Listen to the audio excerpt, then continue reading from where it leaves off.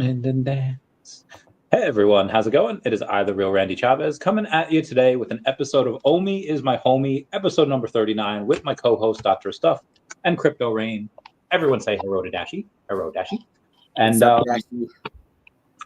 I learned I think this is more evidence that we're in a simulation. I don't want to say a horrible truth. It's horrible that I didn't know about it.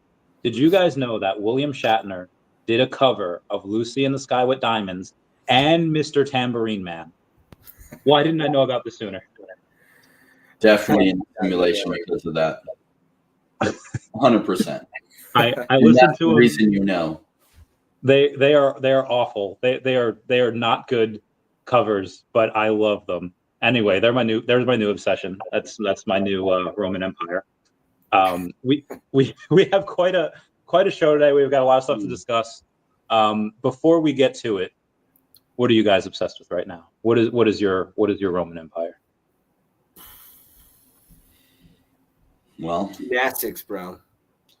I'm obsessed with gymnastics. I used to be a gymnast back in the day and competed, and I'm taking this adult gymnastics class and getting back into it, man. I'm doing round off back handspring, backflips, and trying to get back into shape and stuff. So I'm kind of obsessed with it right now. So I have lots of things I'm passionate about, but I'm most passionate about using your money well to work for you, which is why crypto is so interesting to me. My meditation reflection time happens at the gym these days. I love my gym time, especially Sundays at the gym when there's hardly anyone there and they're playing good music. It's amazing. It is going to get a little more crowded at the gym on Sundays now that football's pretty much over. That used to be one of my favorite days as well. But then once football's over, you get more people both at the gym and at church. Anyway, so we have I guess you have the people that are going to slowly from the new year be like, okay, we're not going to. That's starting to fade. Thank goodness. Yeah. Parking lots have been super full. Oh my gosh. And you wish them all well. You just know what the numbers look like. Yeah. They just fall away. January super packed. Yeah. So there is what do you guys want to start with, OMI or VV? VV, and then we'll get into the altcoin dumpster fire. Okay. Yeah. That sounds good. So to preview ourselves into this, we just had a charity drop for VV. It didn't do that well, and we'll get into that in a little bit. We had one for Ukraine, a couple of years ago, back in 2022, did really well, raised like $750,000, which was awesome. I've also heard that the largest iceberg ever is on a collision course with an island of penguins. Oh, man. And should VV help out? Because there's been a lot of I don't want to say negativity, but a lot of griping with people saying like, hey, why isn't VV doing this? They're okay with doing LA fires, or okay with doing big stuff. Why aren't they doing the little stuff? Where does VV draw the line? How many times can they go and they ask their audience to break open their pocketbooks and to get a drop? I mean, it is penguins. Is that gonna an iceberg cannot knock over an island unless that island is also an iceberg, and then the penguins just swim to another iceberg, right? So I don't understand what the emergency is here. It's that the iceberg. Well, so it is an actual island. It's a small island only inhabited by penguins, and a large iceberg that is bigger than this island is going to crash into it and potentially be disastrous for the penguins. Why can't VV help? I mean, yeah, they can't help everywhere. I think you got to pick your battles, and I guess I'm just shocked that people are out. Well, maybe I shouldn't be shocked.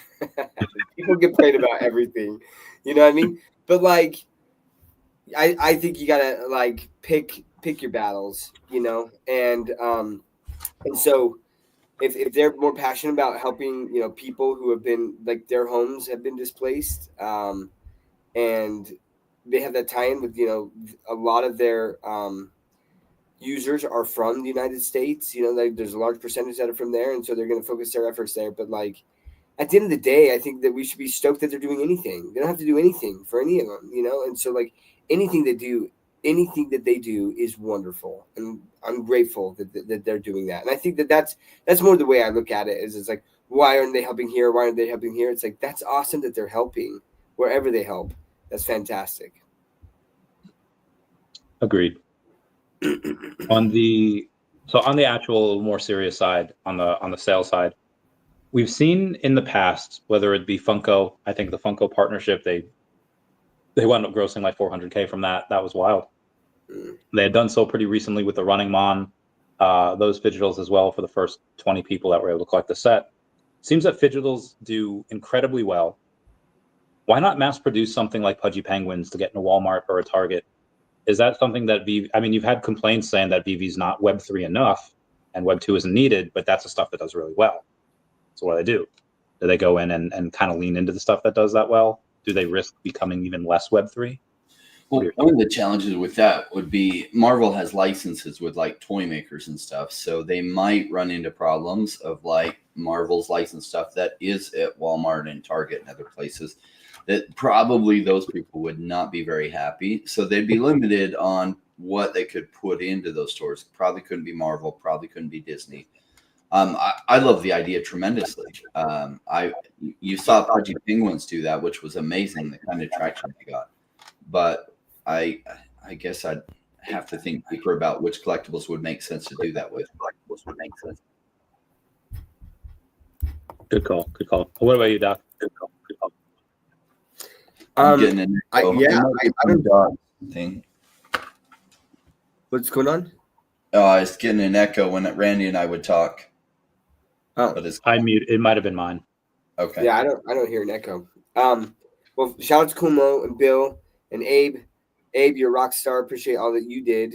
I mean, he I guess I won't disclose anything more, but shout out to Abe. I don't know what people know. Anyways, shout out to you, Abe. I think that they absolutely should do that. If they can do a fictional and get into Walmart, that's huge for the revenues. Right now, you got to look at like what's their focus, and they are focused more on the digital side of things. But like that digital is what introduces a lot of people to the digital side. They get the physical, right, and then they get the digital. That's what Fig Pins did.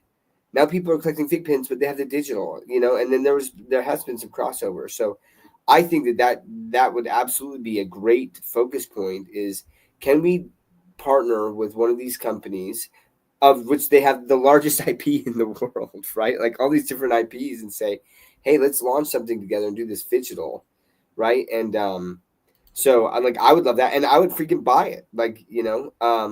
I would say though, with the LA Fire stuff, someone commented here, Profit Monster, that the LA Strong drop kind of looked a little bit lazy, and right, like they were trying to put something together, and do it in a time to where they still can raise the funds and send it over. So I think we got to cut them some slack there, but like I didn't buy it,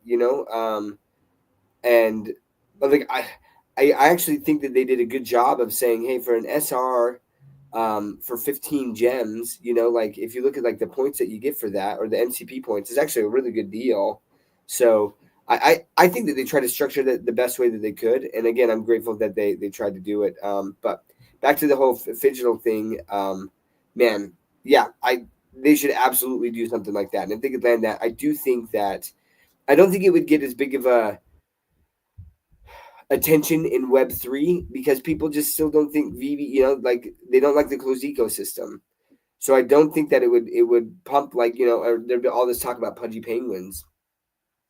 But I still think it would be good. And I think over time, as VV continues to succeed in this, like they could get the Web3 buy-in, right? Like, and I think OMI the NFT a full OMI the NFT where I can use OMI to purchase any of those things, I think that brings them a lot closer to Web3, right? So, I mean, they get to play in both arenas, and I think it brings them more revenue. So I'm all for it. Oh, okay. Oh, sorry, I was muted. Same fam. So there's we'll get to the chili stuff in a minute, but we'll bring up the first thing that Ben has done recently that's getting a little bit of talk as well.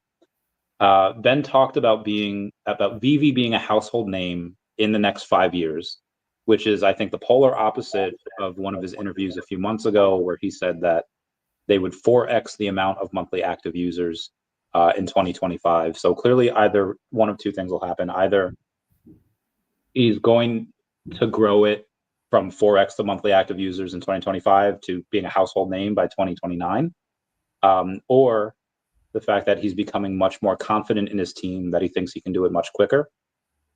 Why has Ben's confidence changed? He just hired Emma Hill from Binance as a chief customer officer and lifecycle lead. Ben's hiring competent and dependable people. I think he's putting together like the Fellowship of the Ring, like people that you want to bring with you on a quest. So now I would say, like, what do you think about his confidence and the estimation on VV growth numbers now that you see him acting in a completely different way?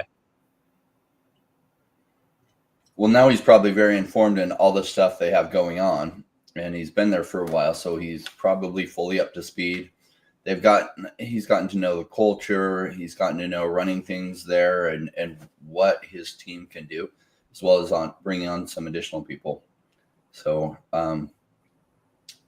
yeah, I think what you said, that, you know, this is, now that he's there and he's got these things in place, what he thinks he can do is kind of an updated estimate.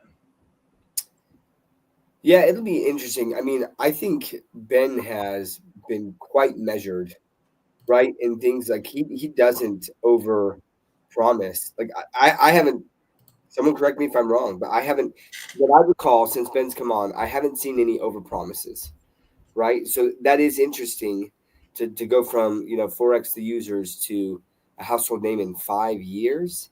There must be some pretty big things in the works for that to happen, because, and I say that because, you know, they had that Blackpink deal for like 2 years. Shout out, Bill. You're the best. And before they actually released it, right? Like 2 years. So like, what do they have now? Like, what does he have that's like 2-3 years ahead that he feels like this is going to really expedite things? You know, and it'll be interesting because we got that, you know, I feel like it was a very bold move to post that spicy red hot chili pepper with flames. You know, there's a lot of trauma associated with the red hot chili pepper.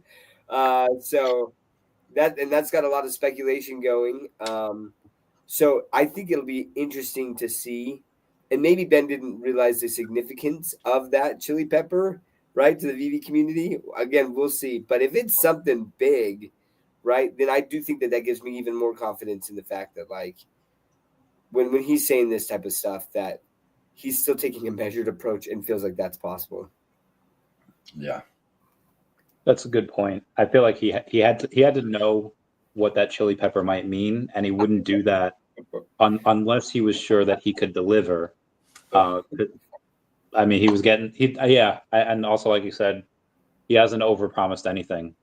So for him to say that, like, I mean, he's teased stuff before. He's teased like the teeth and the saber tooth and then the little prince stuff. But yeah, the rubber ducky with Bert and Ernie, which I called, by the way. I called that.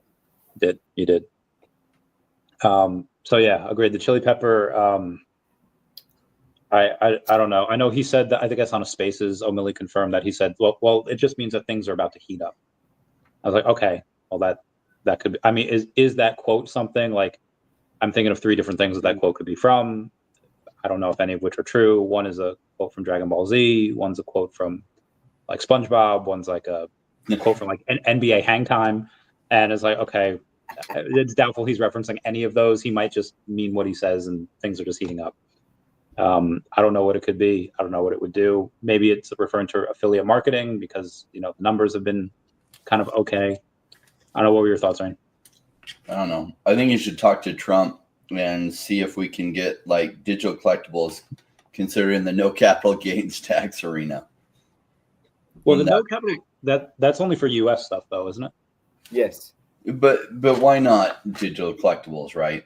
So like, why are you paying capital gains tax if your Pokemon card goes up? Yeah. Okay, it is a capital gain, but it's also a collectible card. So, you know, if we're going to exclude, I don't know, maybe it's because they're including certain, you know, U.S. things, and it is incentive to bring jobs and money to the U.S. shores.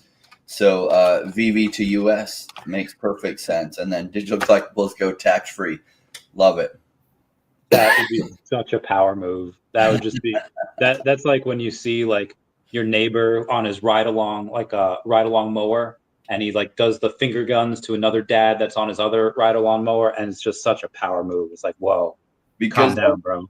under Gary Gensler, the SEC and the fear of the SEC pushed everything outward, right? Like, and of course, like Dan and Dave they formed the company from where they're from, but it was kind of like U.S. and collectibles was a better arena to release things that they didn't have as much fear releasing collectibles to the U.S. because it was a lot harder for the SEC to try to say that they were securities.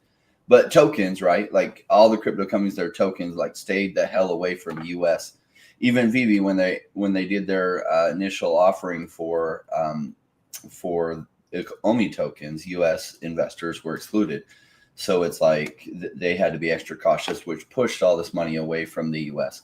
Trump trying to bring it in. Collectibles would be a great thing if they're digital collectibles or crypto collectibles, and they move their company to the U.S., make them capital gains free. That would be amazing. Agreed. And we'll get to Trump and the other stuff in a second. Just one more thing on the VV, and then we'll get to the crypto stuff and the OMI stuff. We promise everybody. So recently, I think a couple of shows ago, I talked about the one guy that bought his 9th and 10th secret rare Miles Morales in the same day, like in the same hour. And now that same dude has bought his 11th Miles Morales secret rare. That's a lot. Clearly big bets are being made. And it's not like these secret rares are like, okay, yeah, it's a secret rare that's like, $1,000 or $2,000. No, these are like $12,000. These are a lot. And that's a big bet for like any, like, hey, I'll put 10 grand into this crypto attached to this business. This is a lot. And he did it 11 times. What do you make of that? Is it just some crazy person that happened to have money? Is it a very calculated play by somebody that's clearly successful? I mean, throwing $100-something thousand into this. What are your thoughts? I mean, I think that it's a big bet on Vivi. Like they've got a big belief in that, right? Because otherwise, if you don't think Vivi's going to be around in 5 years or 3 years, no, you're not making that. You're not throwing down that kind of money, man. And like when you're buying 11 of them, you might like Miles Morales, but no one likes Miles Morales 11 times for 100. It's an investment, right? Is what I mean by that, right? Like, is that they're taking a serious bet that digital collectibles are going to be a play, and it's one of the rarest collectibles on there from Marvel, and it's freaking cool, man. Like that SR it's so clean, it's so sharp. I love it. I don't have one. I wish I did. It's awesome.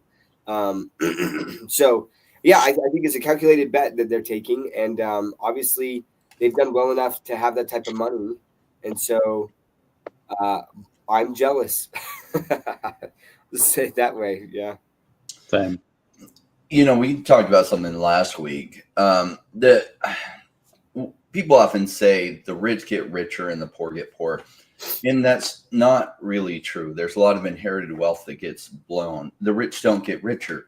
Those that learn how to use their money well get richer, because inherited wealth is almost always blown because they don't know how to use their money well. So it isn't a simple fact that, if you have money, you can make more money. If you know how to use money, that's when you get richer. I mean, that's the foundation of my channel, is teaching people how to learn how to be savage investors, because the people who use their money well get richer. And so what's funny is you see all these people that are self-created rich, meaning they made it themselves, come into Vivi and be scooping up some of these first appearances like the Miles Morales secret rare and buying a whole bunch of them. And people think, oh yeah, they're just, lucky, or, oh yeah, they're rich. Of course they're doing it. It's like they're probably self-created rich. In fact, most of the whales I know in Vivi, in fact, I think all the ones I know in Vivi are self-created rich. And so it's like, watch what the self-created rich do. They're smart with their money. The reason they're rich is because they know how to use their money well. And the people who don't know how to use their money well, that are poor, they're like, sometimes they're the loudest voices on the internet, but you look at them and be like, oh yeah, well, I just haven't gotten lucky yet. And it's like, no. I mean, a more accurate statement wouldn't be, you haven't learned how to use your money yet. And so you're in a space where lots of money is being made. Like, why the hell are you not making it? Look at what these people that have like made a lot of money, they see certain patterns show up, and you see collectibles going digital, and so they're going all in on certain things. And Miles Morales' Secret Rare, I think, will outperform Ethereum as far as like appreciation. So he's just making a solid bet on a blue chip collectible that's quite expensive that I think he'll do well on. Yeah, Ethereum. It's so wild that people in like ETH communities, like, guys, is ETH dead? And it's like, bro, it's the number two crypto. So here's what I want to get into this. Trump signed an executive order to create a national digital asset stockpile. Probably one of the most bullish things to ever happen to crypto ever. And the market dumped immediately the day after. Is this just manipulation from these big whales that are trying to get people to sell so that these institutions can come buy in cheaper? Is it people that are just trying to sell the news because, okay, that's it. It's Elon Musk going on SNL again. Doge will pump that night, and then that's it. It'll be all downhill from there. What do you guys think is going on in the minds of Americans that after the most bullish news in the world, in the history of crypto, people immediately dump? And this is not the only case of that. Well, if you watch Wednesday episodes where Paul comes on, and Paul's been price trading for 30 years, and he says, buy the rumor, sell the fact, which is the British way of saying buy the rumor, sell the news, which means when the actual event happens, a lot of times things decrease in price. So when Trump won the election, and it wasn't clear whether he would or not in the U.S., then things really started to pump. When he actually came into office and signed some things, they're actually really bullish. I think a lot of it was priced in, and they weren't more bullish than what was expected. So the price comes down. And then you add on to it that new Chinese AI thing, which took all the markets for a tumble because like a whole bunch of like tech stocks sold off, and then a whole bunch of other things timed with like Trump and Melania's coin sucked a whole bunch of liquidity out as people sold their like higher risk altcoins that they felt weren't doing anything to FOMO into Trump and Melania coin. And so like combination of a few things dumped the market. There's usually like things that shake out people last minute like this in the altcoins. I think altcoins are gearing for their run coming soon. And so it's not surprising to see shakeouts like this. You'll often look and you'll see what looks like a stake in the ground on the charts where it goes down suddenly and it hits these crazy prices. And then it's a setup for it usually to go much stronger in the future. Yeah. So, go ahead. Did you say something? No. You, Doc. Weird. Yeah. I'm gonna address something because I've seen this a lot in some of the Telegram chats with like OMI or VV chats, where they're just like, what the heck, now that Trump's president and they've launched, him and Melania launched their own meme coin, like OMI shouldn't be afraid of regulation. And I was like, and I'll just say this. So right now, the laws are still in place.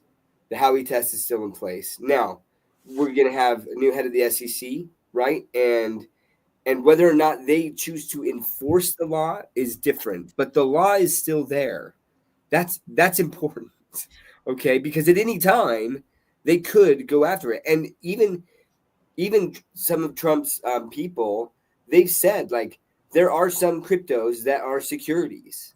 Like, they've said that, right? Like, and so only still, like, a meme coin is not the same. Like, they don't meet the three prongs of the Howey test in general. There are some that do, actually. If they do a pre-seed raise and they talk about profits, right? And there's a team, even if that team is decentralized, if those people are the ones that are building it to make that thing happen, a meme coin could be a security. Now, the way that it was launched, the Trump coin and Melania coin, it didn't meet that prong, right? Of basically like this promise of profits and an investment, right? Like it's totally different. And so when people try to compare meme coins and Trump's meme coins to actually like OMI or like any other cryptocurrencies that aren't meme coins, it's just a lack of understanding of kind of like the definitions, that they or the prongs that they could be meeting and stuff. So like I just want to say that, like, unfortunately, and listen, I have a lot of OMI. I want things to go well, right? I definitely do, but I want to make sure that people are just understanding the spaces they still have to operate in. Now, will it be easier? And yeah, if there's not a fear or if kind of Congress passes some stuff to make things way more clear, and I expect that to happen, OMI's going to have a clearer path as to what they can do. And, we could start seeing the team talking a lot more about it. But with that spicy thing, Randy, that you were saying that you didn't know, my guess is that we're seeing some updates to the app, and then there's some stuff with Stacker. And so my guess is I'm wondering if they are going to be releasing some additional IP that you'll be able to buy on Stacker with OMI. That would be heating things up, and especially if it's a big brand. So that's my speculation. So there's he had said that the market is heating up, and that's fine. There's a post from, it wasn't even from, Ben reposted it. It was from a interview that he's doing with the Collectors Hub. The Collectors Hub's interviewing him, says going soon, and the title of it is "The Future of Digital Music." And when you talk about that, okay, Red Hot Chili Peppers, like that's the first thing that comes up. We already have Blackpink. We already have that jukebox from Ron English, and I don't know, one of those things just might be music. Like he reposts that the day after the Chili Pepper thing is going on. So it's just one of those things I thought would be cool. If you guys had an option of where you wanted them to go, would you want them to go in the anime manga section? Would you want them to lean into more food? Because the KFC one did really well. I don't know where it is. This guy did really well. Colonel Sanders with Figpin. Or do you want them to lean into music? If you have those three categories, which one would likely be better for the app, token, etc.? Anime, manga, or music? The KFC did one probably because it was the first. I don't know that food is generally going to beat out those two other areas. Yeah. Like anime, manga is a huge area, and then music. I'm curious to see what that looks like. Like, yeah, Blackpink. I don't think that's really hit yet. Like when the bull market goes crazy, kind of like Todd McFarlane's Batman. Batman's a huge icon, and at first they weren't even selling on the app until the digital wave hit in 2021, right? So March of 2021, OMI went crazy. Late March, early April is when finally the Todd McFarlane sold like crazy. What about you, Doc? Sorry, what was the question? I didn't. Oh, it was just, where would you want them to go? Would you rather? Yeah. Where would we want to go? I mean, I agree with Rain. I mean, I think food. I mean, I love Chick-fil-A. Love Chick-fil-A. But I'd probably get a fig pin of Chick-fil-A. But there's other foods that I probably wouldn't. You know what I mean? And like where music, I think owning that NFT and being able to transfer that and stuff. If you could get some big artists, like that could be really huge. Then I really think that could be, people would start to be like what is this about? Now it'd have to be user friendly, and there'd have to be ways to use that, right? As opposed to being like, you can only listen to it in the VB verse. Well, then people are like, well, what's the VB verse and how do I get into that? And like, there could be some significant pain points there to get them that adoption. So they've got to kind of ease that in. And we know that with Ron English, we've kind of seen that, but like, if you can get some mainstream artists and things, that would be big. I still think movies, man. I think movies is where I see it going, because we already saw Warner Brothers do that. So why can't they do that on VV? I absolutely would buy movie NFTs on VV, right? And be able to like watch that on my app, or like in the VV app, and maybe again having parties in the VV verse in your little pad with friends and AR VR stuff. That would be awesome. So yeah, but I would say movies. I mean, well, if they had movies, that would be my number one. Music, and then the food was at the bottom. And then what was the other one? Music, food, and then anime and manga. And anime and manga would be big too. Like, I mean, yeah, like, and that's something I'm not super well versed in, but just all over the world, there's so many anime and manga fans there that could actually be phenomenal too. So as far as the movie one, you are right. Disney did just file a patent where they can blend movies with NFTs.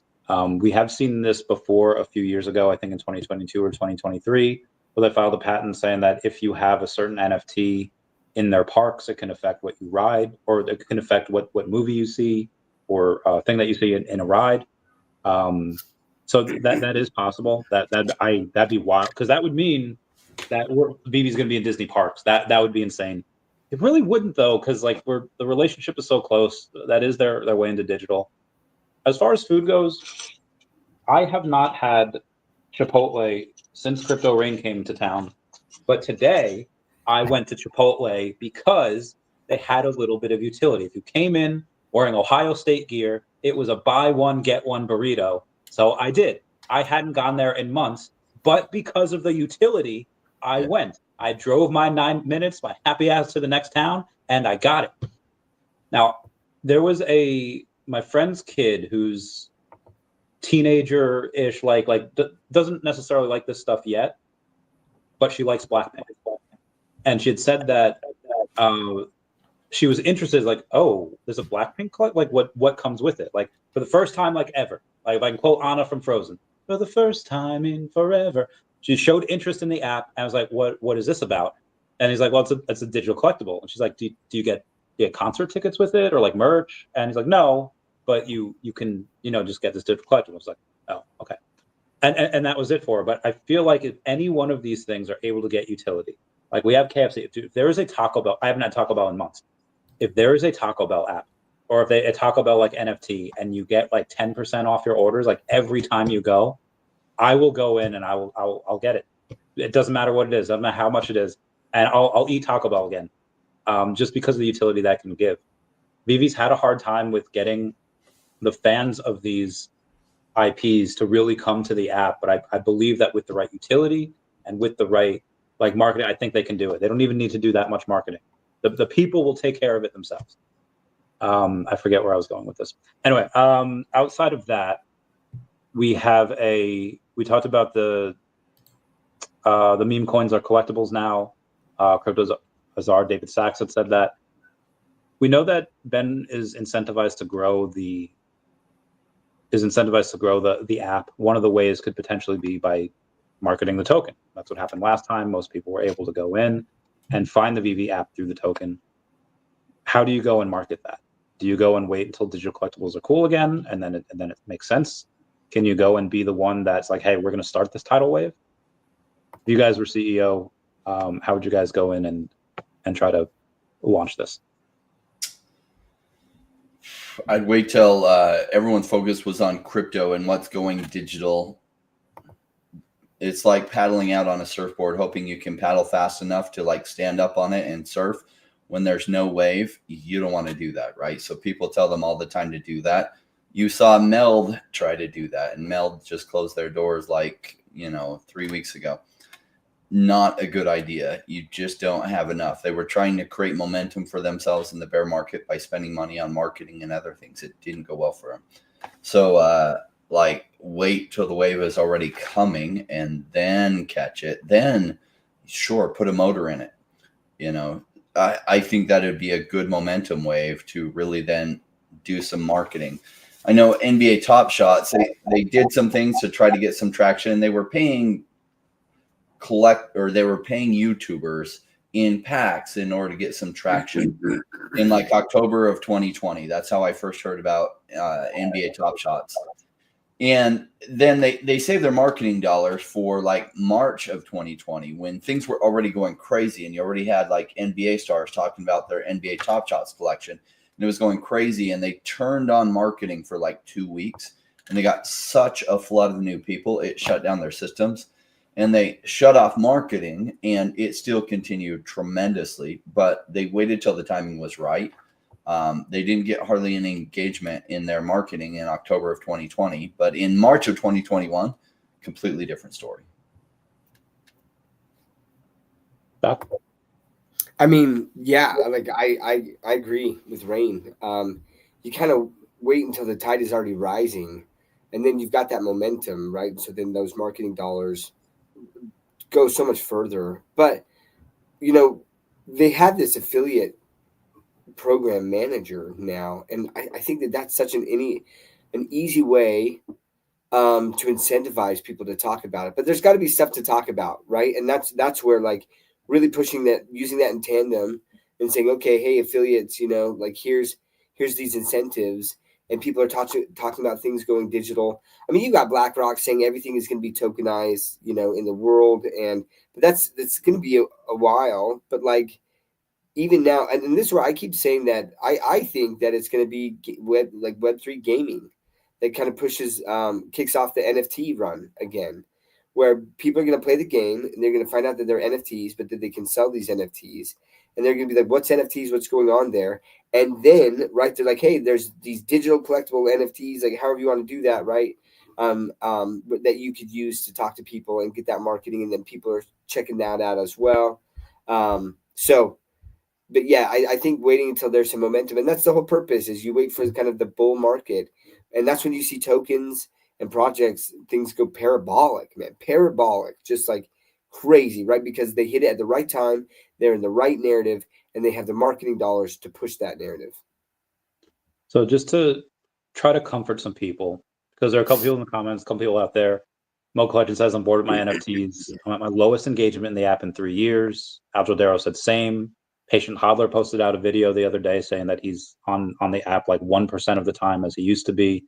You do see the numbers of active daily users, and in like mid to late December, we had it at like 2, 3, 4,000 people each day, and now half the time they're above 1,000, you know, a day, and half the time they're below that. What do you say to people that say, like, see, the app is dying, the numbers are going down? Can we afford to wait 6 or 7 months for the narrative to hit in order for them to market? What do you say to them? Also, Rain, you're on mute. We can't afford to wait, because what other choice is there? Like, this is normal. Like, how many people were talking about, you know, there was some axes, some origin axes, if you bought like the earliest axes from Axie Infinity that came out. And, you know, even when the game launched, like, there wasn't much attention in collecting those and stuff. And it wasn't until the wave hit that those went up in value. And a lot of times people kind of get bored when there's no price increases, because part of the reason people are here is they're excited about the long-term potential here. Well, bear markets are rough, and even early bull markets, because a lot of your riskier stuff doesn't hit till later. And so you watch Bitcoin go up and you watch Solana go up and you're like, my thing's not doing it. And that's when so many just like wash out. So this is just so normal for the cycle. Because even when the bull market was pumping, things like Sandbox didn't go up for a while. Decentraland didn't go up for a while in 2021. And so, like, what other choice is there but to wait for it? And people are like, oh, everyone's going to leave the VV app in the meantime. It's like, no, they're not. No, they're not. Percentage more might get tired, and then the second prices go crazy, oh, they'll be right back. And you'll see your user numbers go way, way, way up again. In fact, it will vastly outnumber how many people were using it before. And we'll have crazy times again. And then you'll have a different problem. Oh my gosh, I couldn't get, you know, any of the wait lists. Why? Because, you know, there were 20,000 drops coming in, and there was, you know, 1 million people wanting to get it. Yep.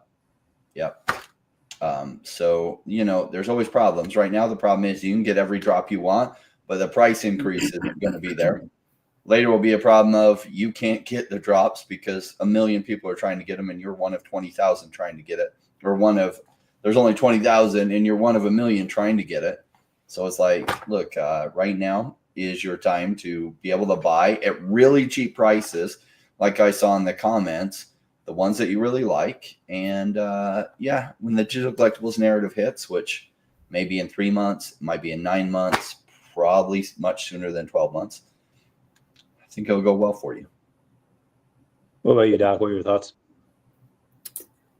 I mean, yeah, I think that Rain covered a lot of that. I mean, I there's so many people just sitting on the sidelines. So yeah, are some people kind of like bored, right? But then if there's a big announcement on a drop that they enjoy, then they're back in, right? So to Rain's point, right, there's a lot of people that are just sitting there and waiting for things to get exciting again, but they haven't like left, right? They haven't been like, I'm out of VV forever, right? Like even the ones that say they're out of VV are not out of VV. Yeah, right. Like all of the fudders, right? Like they still buy stuff in the app, right? And yes, they're trying to make money and stuff, but they're still in there, right? They're still paying attention because they have these FUD spaces where they're talking about current things at VV, right? Because they still follow it. And so there's a lot more non-fudders who maybe are just kind of like, I don't feel like there's anything that's engaging me right now. But the minute that things get spicy with the red chili pepper, but like, or something where it draws people in, you can get a flood of people coming right back. And if they can maintain that momentum, and again, during like a bull run, when things start to get crazy, that's what we started to see. If we go back to last cycle, right, the end of 2020 and into 2021, I mean, you had NBA players in the VV spaces, right? Like, I mean, you had some big, because remember back in the day, Twitter, that blue check mark, right? Like those were only for verified people. And that was like the special thing. There was a lot of blue checks in those Twitter spaces. And why? Because and they didn't even have half the stuff that they have in the app now to do, right? But they were there and they were engaged because the bull market had hit and things were getting, were heating up. And so I think the same thing's going to happen. And like Rain said, now is the time to stack. Now, so either you believe that VV is going to make it in the longer term, and if they do, at some point that narrative is going to hit. But once it hits, it's going to be a lot harder to get stuff. Even the stuff that you can buy for cheap now won't be there, right? And this is not financial advice. This is just my mindset and Rain's mindset. Randy, I'm guessing yours, but like I've been stacking. I've been a little slower the last 2 months with things, but stacking, man. Like whenever I can, like still doing that. Same, just so people know. I know that last bit from me was a bit negative, like, oh, people are done with the app. Can we afford to wait for marketing? I just stacked more OMI. I'm up to 227 million. So y'all can be everyone be like, oh, they can clip that and they'll be like, oh, look at what Randy said. For the people that are very positive on VV and OMI, clip this again. Up to 227 now. So I'm right there stacking with you. And I also think that I'd love it if we ran soon, but I think it's very possible that we don't run until the second half of the year. And I'm fine with that. I'll wait for my Devi to go up and Definity to go up, and I'll dollar cost average and more if I get that opportunity. That would be so amazing.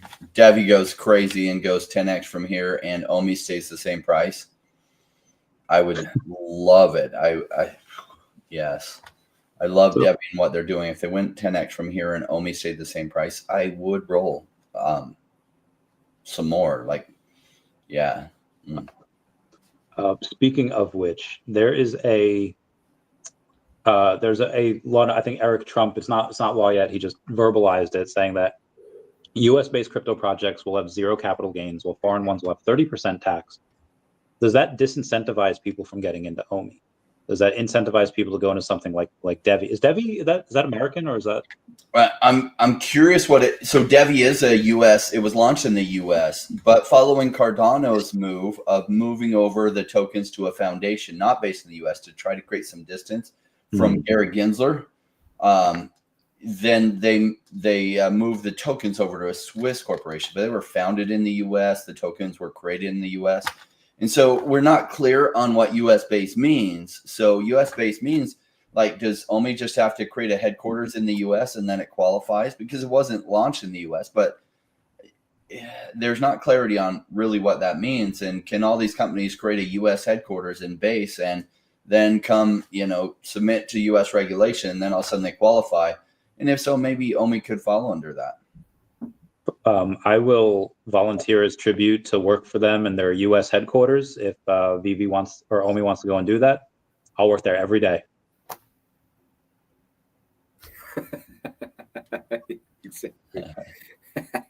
That's a great book and movie series. I love the Hunger Games, man.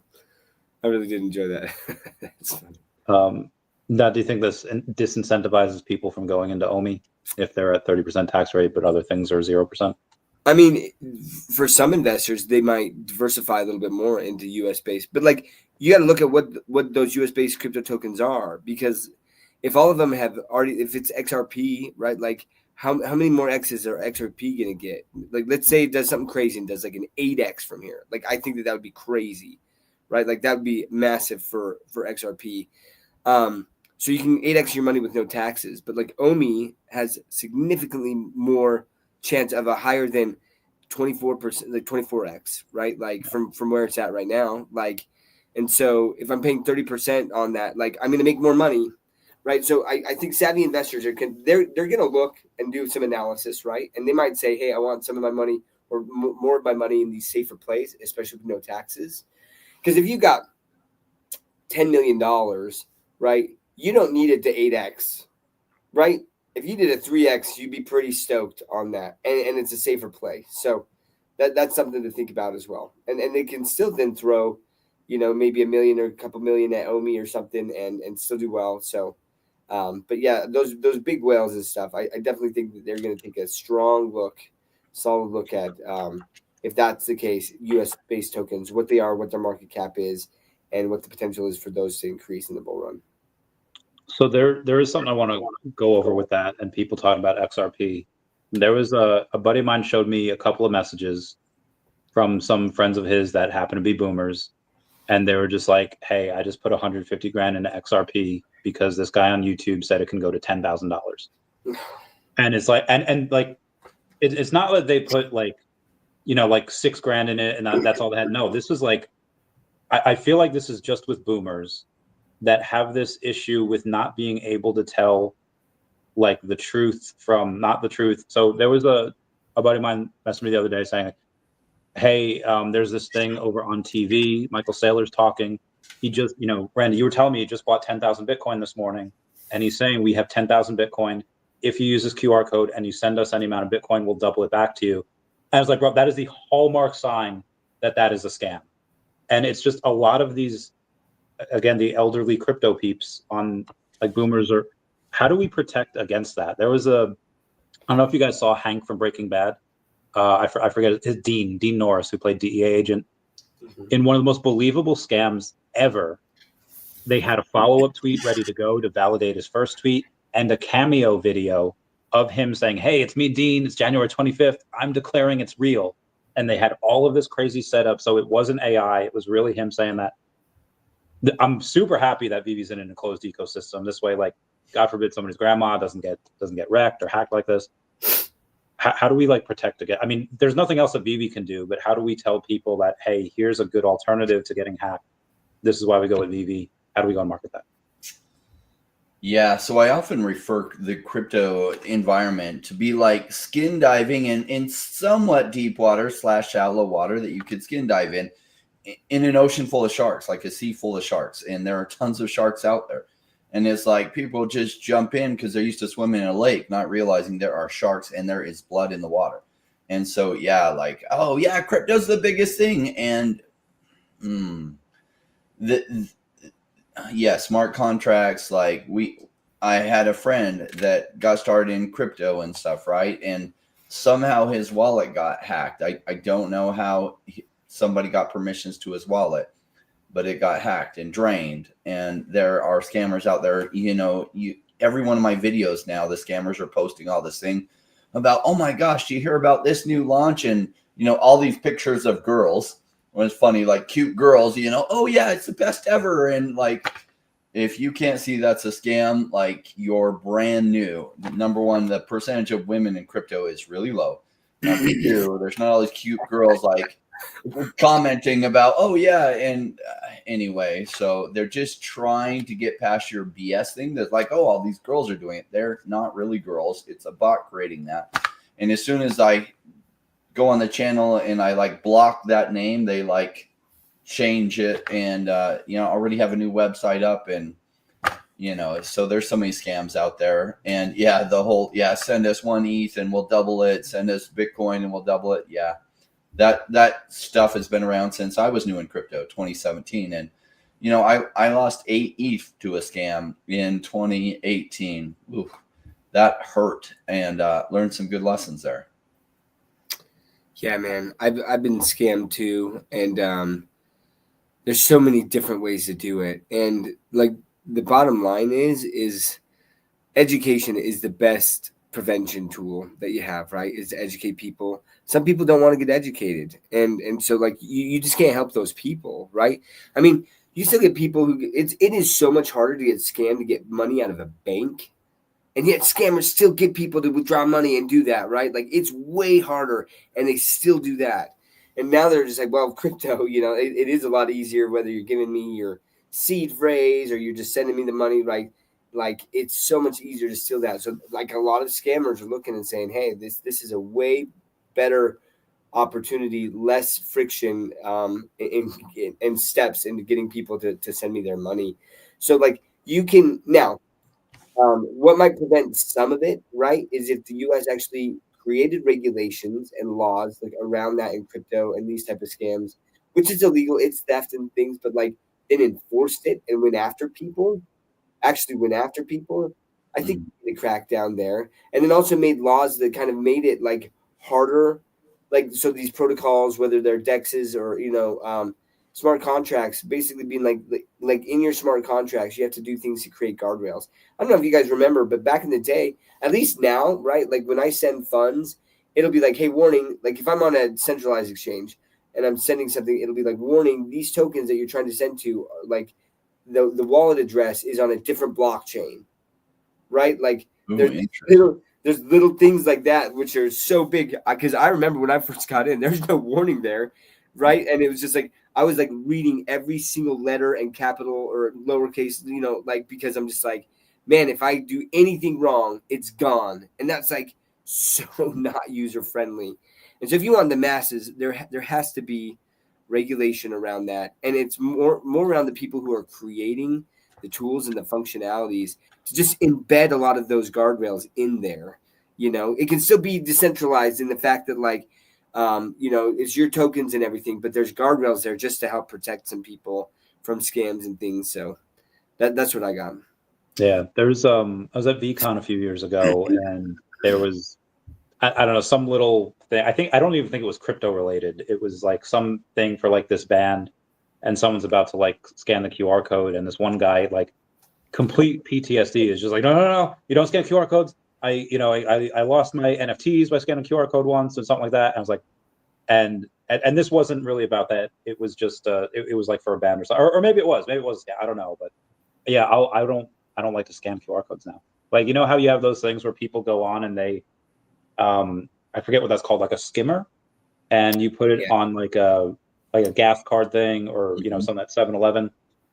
What if people start doing that at like restaurants? Because how they scan the QR codes like at restaurants to get the menu. What if they do that and they just put a little thin layer over that? I don't know. Wild stuff that I think people can start doing. Scammers will create ideas like that, and like that's why on my phone I don't have any wallets on my phone like that, because it's like, oh, it's scary. What can happen with your phone, and like a QR code gives them access to drain your wallet. I don't want to mess with that kind of stuff. Scammers are really interesting. Regulations, I think of sensible regulations, kind of like you have on driving, right? So there's all kinds of regulation about driving, on which side of the road to drive, and those are sensible regulations, so there's less accidents.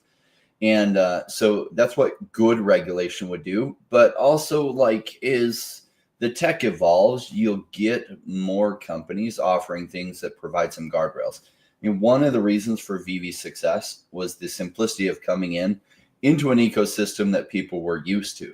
They didn't have to worry about getting a MetaMask wallet and everything in order to buy VV collectibles.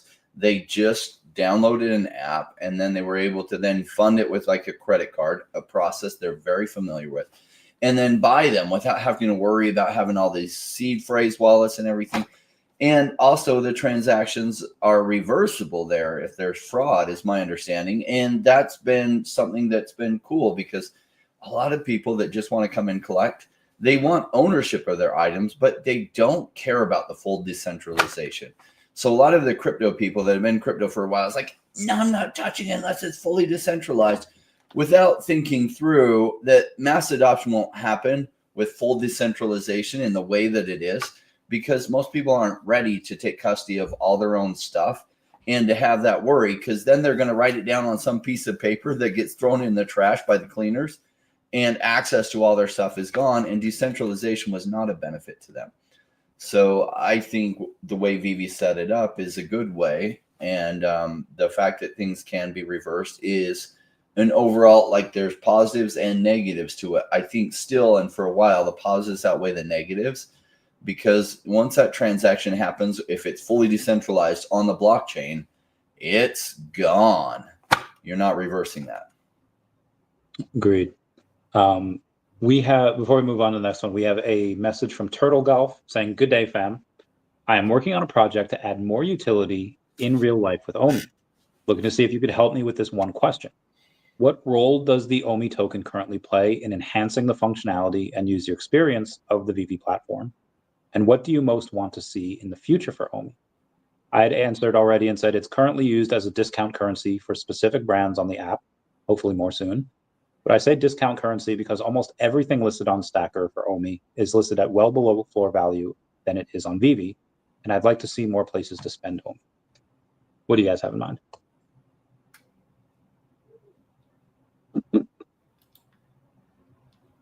Also, Doc, you're on mute.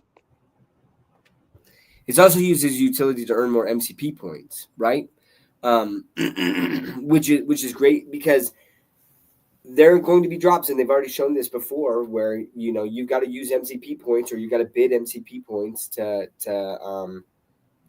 be guaranteed some of these drops. And if the market heats up, those MCP points are going to be extremely valuable, honestly. So there's that. But then, like, what would I like to see it used for? I'd like to see it used to be able to buy all of the IP on VV. That's my biggest thing, right? Because you're taking a discount. It would be amazing to get those type of discounts on, Elsa or any of the Golden Moment stuff, right? Like Miles Morales.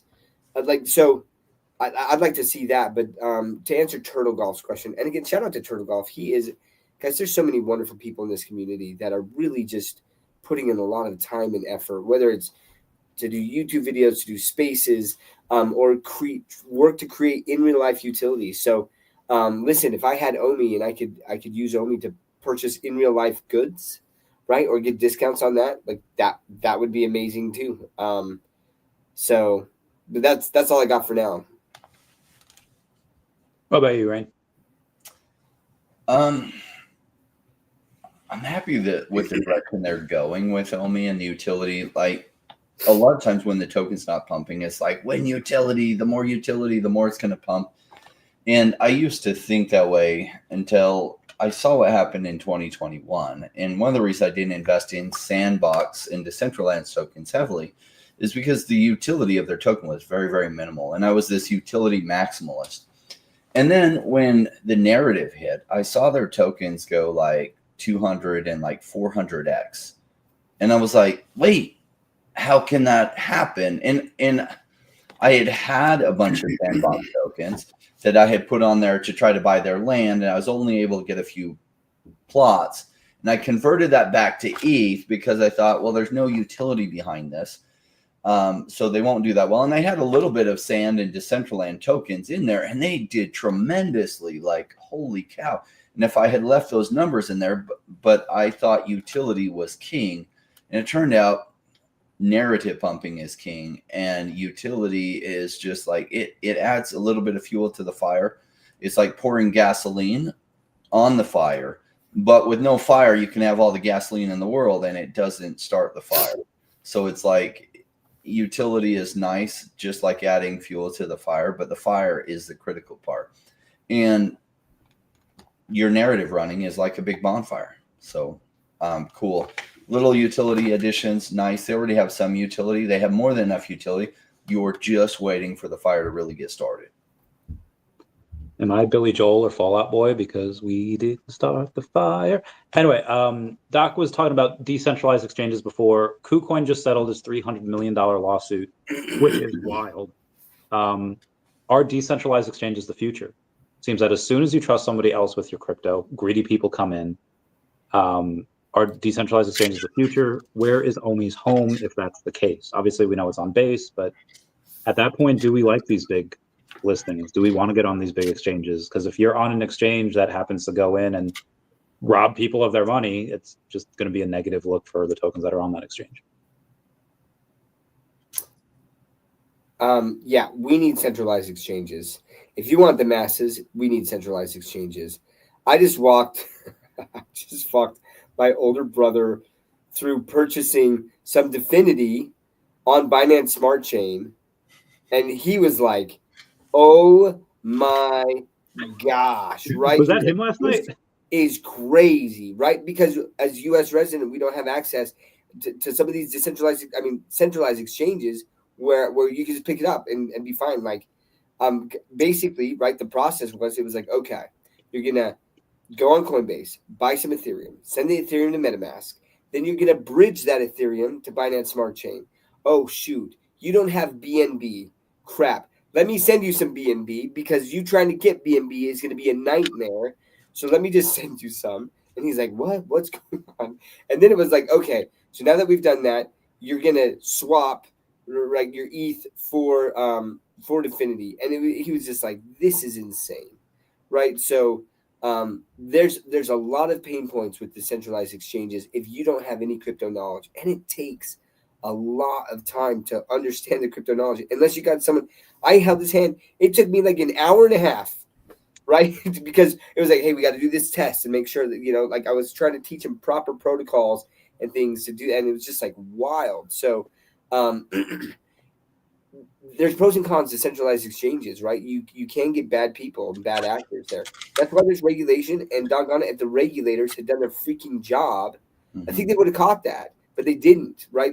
There's too much politics going into that, and I really think that, like, there's a lot of blind eyes turned to things of, like, that were red flags that absolutely would have been caught. 100% would have been caught if the regulators had been in there really looking at the books and auditing those books. They would have seen that, and they didn't, right? So you've got this ecosystem in which things can work and you can catch the bad guys. Not all the time. Fraud still happens, embezzlement still happens, all these things. But, like, for the masses, you need centralized exchanges. And OMI's home, I love it that it's on Base, man, because I think that Coinbase is going to continue to grow that the Base chain, right, in that ecosystem. And they are now working hand in hand, right, with the regulators in trying to be compliant and get these things. And so I think that Coinbase is probably going to be one of the biggest, most used exchanges in the U.S. And so I love that it's on Base. And don't get me wrong, I love decentralized exchanges, right? But those can get hacked too. Like, there's a lot. So, like, it's not risk-free anywhere you go. But at least with regulation and if you have proper oversight from regulators and it's not over-regulated, things should go pretty well. I think there is coming a new model where decentralized exchanges can act just like what people are used to with centralized exchanges without having to actually take custody of the tokens like a centralized exchange. And Devi's been talking about that a lot, and we're waiting on all the details. But they recently did an interview with Danny the Bull, and I thought that interview was good. I did an interview with Austin from Devi like 3 weeks ago. So I'm curious to see what they're doing, because they're also introducing other safeguards, like that they can roll back certain transactions, and because they are a permission blockchain rather than a permissionless blockchain. So they can, I think, maintain the ability to roll back fraudulent transactions, things like this. These are the kind of things that people want to see, as well as privacy with the blockchain, because one of the challenges with it is if people figure out your wallet address, like, they can see all your transactions once they have your wallet address. And it's, imagine going to the bank and you're just paying for something, and the cash register can see all your Pornhub subscriptions and everything. And it's like, wait.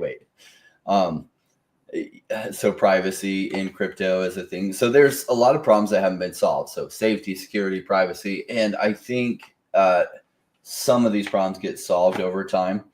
We're still in the early days of Web 3.0, just like the early days of Web 1.0. If people remember, like, how bad the early internet was, and you were trying to wrap your mind around all these things. And the early internet was, like, hard. And sometimes you would have to put in, like, the actual numbers of the website, 126.663 or whatever, and, like, the actual numbers, and just crazy stuff. What the early days of the internet were. We're still in the early days of crypto, and a lot of these things will be smoothed over, and everyone who comes in then will be like, oh, it's so easy to use. Why didn't I invest way back here?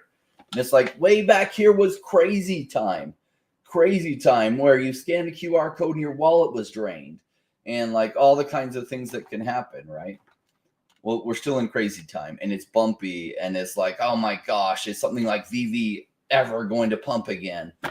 Is OMI ever going to survive? And down the road, people will be like, why was anyone concerned that OMI was going to survive? I don't get it. They'll look back at the charts and be like, you could buy it at this cheap price and you didn't? How stupid were you? And it's like, well, you got to understand that at the time, all the fear, why were they scared? Of course, digital collectibles were going to happen.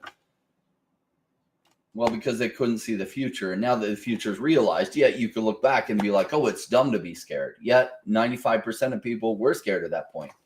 5% would be like, of course, digital collectibles are going to happen. Why wouldn't I bet big on one of the leaders in there and their token behind it?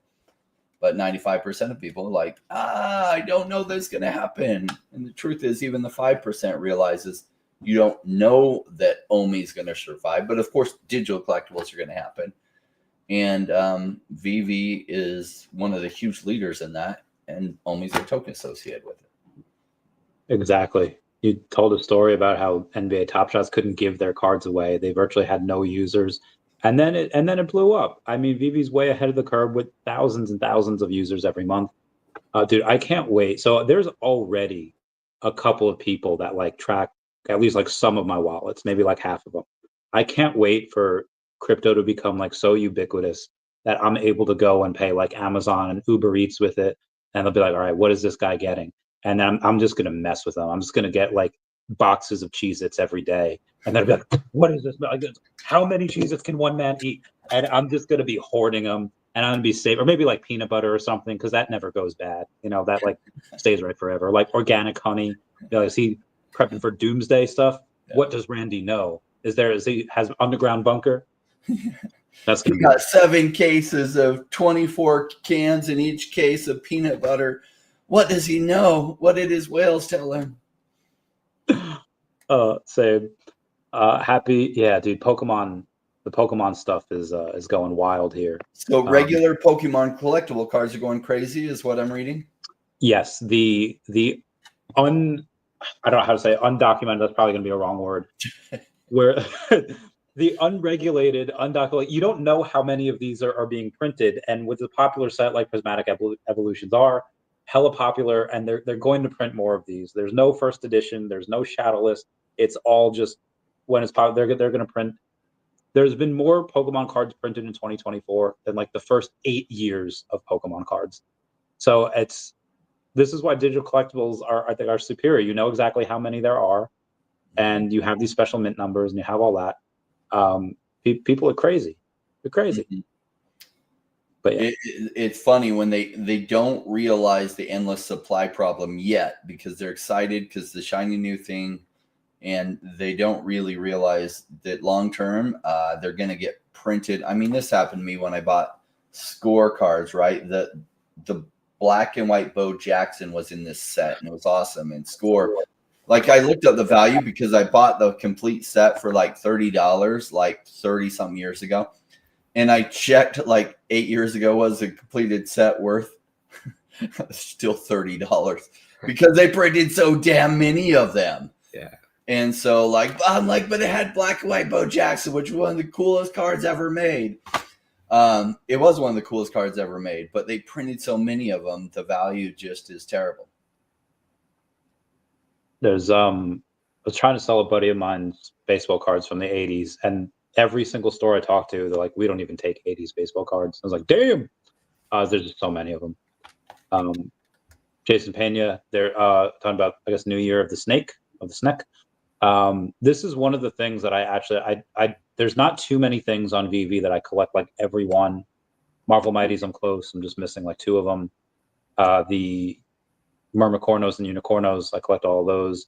And then the stamps, the Year of the Snake, the horse. They don't have the horse yet, but next year is my year.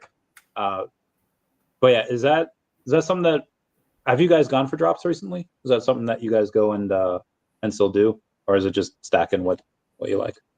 Stacking what I like. Yeah, I have not been active in the markets for a while.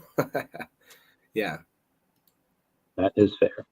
So there are some people, not just in VV and OMI, that just, I mean, we talked about it a bit before when you had, but this was more along the lines of Trump just did something bullish and then people sell.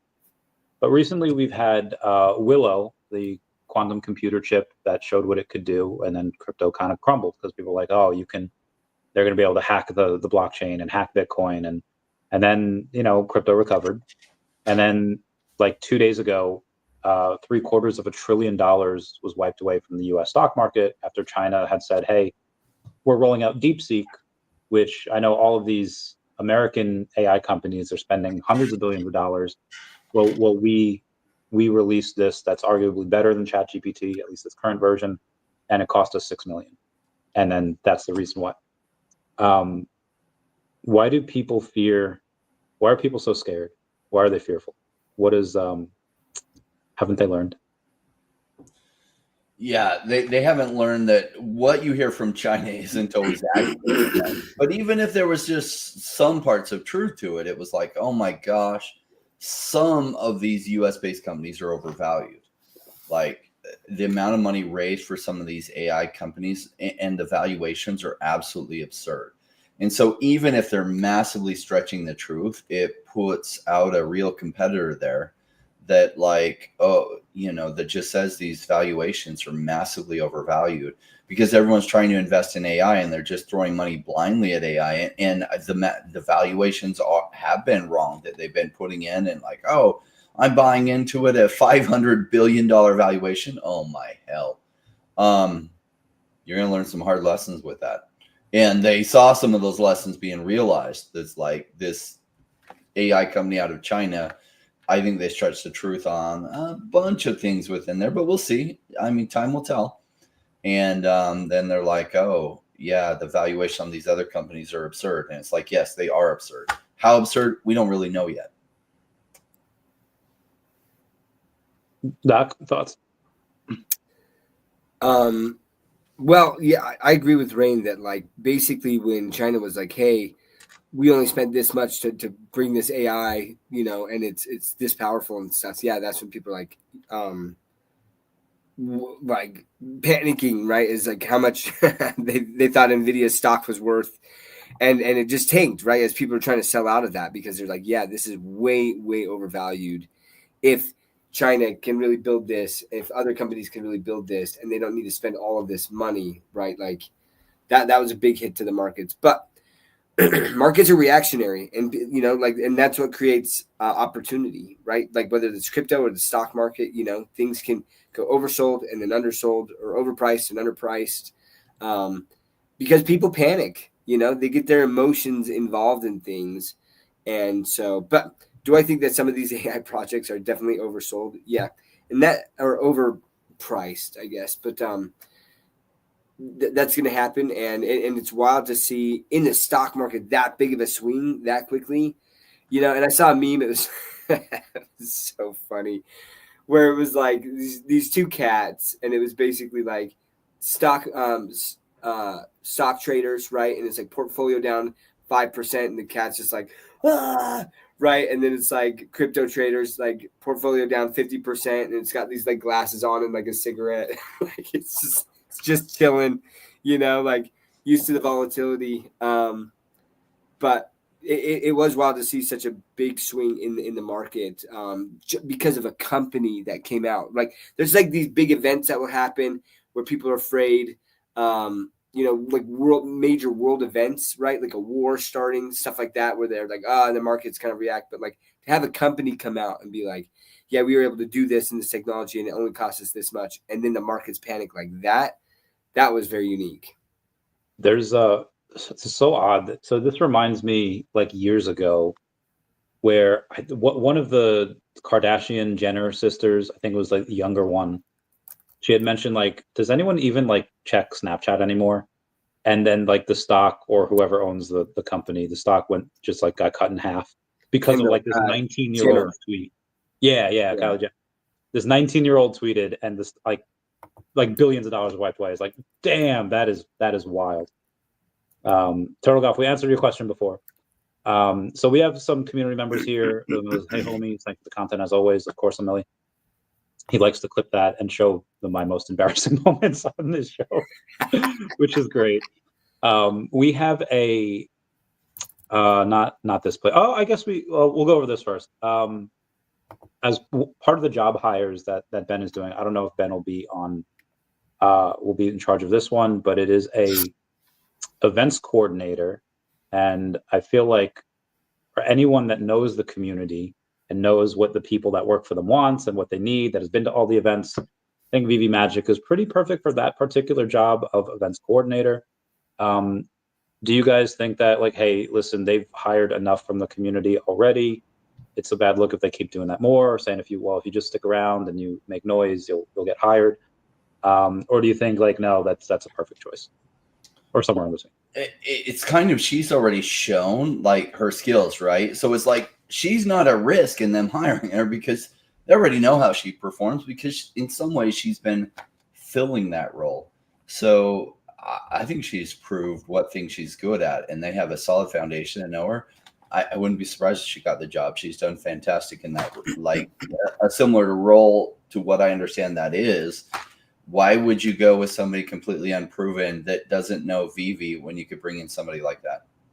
Doc, we'll get to your answer, but if anyone has ever watched MTV in like 2001, it's getting hot in here, so take off all your clothes. I am getting so hot, I'm gonna take my clothes. All right, so Ben going in, posting that picture of the chili, and then obviously when he had that one I talked about before, he is going on a stream called The Futures of Digital Music, where it's, again, the futures of digital music. He's quoting Nelly up in here. Leo Billy's like, Nelly drop incoming. Ben is immediately regretting coming on here. We will get Ben on the podcast. He did say he will come on at some point. We will reach him, we'll reach out to him when the time is right. Sorry, before I rudely interrupted, Doc, what were your thoughts on the hires of... Oh yeah, like, well, just Ben, if you haven't watched, like, we called you out on the chili pepper. I'm very interested to know if you know the history of the chili pepper with the VV fan. Very interested to know that. But with Magic, listen, Magic is a freaking rock star, and she is good. Wait, wrong. What's wrong? I think I think he means there's no Nelly drop in coming. Oh yeah. Probably a good thing. But keep going. Yeah, where the heck was my banana Wolverine when they were doing the pictures of like the tape banana, right? Like the banana Wolverine guy. I guess I was wrong on that. I'm so hoping that they drop that. But anyways, I love the drop speculation. But back to Magic, like, she's such a rock star, and like the community just loves her, and she does a good job at that. So yeah, like, and like Rain said, it's so good to like, you do an internship. Companies do these internships, right? Because they're like, we want to see how they operate. Do they fit in the culture? Do they do all these things? And if they do, right, it's just like, it's such a safer bet than just hiring someone right off the bat. And so, like, yeah, over the years, as Magic has been absolutely working with the VV team in a lot of things, and has shown her worth there. So I heart you, Magic. If you ever watch this, you're the best. And yeah, things would be great. Yeah, preach. We will get him on the, when we have an actual show plan, not just the last few minutes. We also don't want to. He's not a celestial body where you can just summon him at any given moment. He's got to. We've got to plan. Anyway, yeah, chili bar would be great. Meme drops, dude. Meme drops would be so much fun. My friend of mine, he'll be on the podcast on February 13th, I believe. He had this idea for just a presidential drop, and I think he could be the one to get it done. A presidential, and it doesn't have to be political. Like, they don't have to go in and do just one political side. They could do everyone for all the presidents. I would love to see that type of thing happen. Unfortunately, people will be people, and they'll internet, and you could see some really weird things in the showroom, in the VVverse. And all it's going to take is like one inappropriate, like, whistleblower Mickey going in like the wrong spot, and then it's going to get banned. And I feel like we don't want to get on that list. But what do you guys think? Do you guys think that something like that would fly? Do you think it's too controversial for the small audience that we have right now? Too controversial with some of the big licenses they have. And so, like, Off the Grid recently did a thing before the U.S. election with Kamala Harris and Trump. and even these things that they said, and it was absolutely hilarious, and so then I go to have this conversation like, can Vivi do something like that? And it's like, nah. When you have big deals with Disney and Marvel and DC Comics, see, they don't have that in Off the Grid, so they don't have that risk to their existing licenses, so they're free to take those kind of risks, especially now in the early days. And I thought the drops were amazing, and it was super fun, and they covered both sides, which was cool. But I don't know how Vivi's partners, major brands, would how much they would appreciate that. So, like, I don't know. Maybe it depends on how political it is, because these things are political, and some people get really up in arms if you seem to favor one side over the other. Mm-hmm. Yeah, listen, I've interacted with so many attorneys over the years, and they don't have a sense of humor. I think I could just leave it at that, right? You get the attorneys for this IP, and like they're just like, nope, that's not okay, And you're like, no, but like it's funny, it's people liked it, and they're like, no, nope, that's they don't like it, like right? I You gotta hate that. protect their image, and so like you got to think about that, right? Like Disney, here they are, they're this family company and stuff, and if they're right next to stuff that's like very very vulgar, or they're not gonna like that, and they're gonna put a stop to it. So now can they kind of separate things, and there be like a side where there is that, right, and you kind of have to access it differently, maybe, right? Like there could be ways to kind of bifurcate or separate things. Yeah, but My friend, I'm a little biased because I love her. Anyway, she's awesome. So we were talking about Marvel before, and you mentioned the Banana Wolverine. It came out today that the James Gunn version of Superman is going to be in Fortnite, and Marvel loves us. They're clearly letting us do whatever they want. It's like everybody's favorite, like, ex-girlfriend. It's like, yeah, let them do whatever. I feel like there should be a way in which we could be incorporated with either Marvel rivals or in Fortnite just with Marvel in some way. Like Fortnite, it seems to be including everyone. It's like Pokemon, it is like Family Guy, it's Dragon Ball Z. Actually, I take that back. I don't think Pokemon's on there. But it's like Godzilla. You can be Godzilla now in Fortnite, which is nuts. I feel like there's got to be some way that we can get make a VV character. Like, I understand that we have next to no IP of our own. In that famous quote from Lorelai Gilmore, "We need you. The team needs you." And Dean's like, "What team?" And she's like, "Pick a team. It needs you. Pick a mascot. Pick a guy. Make a little stick drawing, and have that be Mr. Vivi, and get him into Fortnite." Sorry, I'm a little excited. There's a lot of stuff going on in the next. I will not be here for the next 4 days. I'm getting all the Randy Chavez out. Sorry, keep going.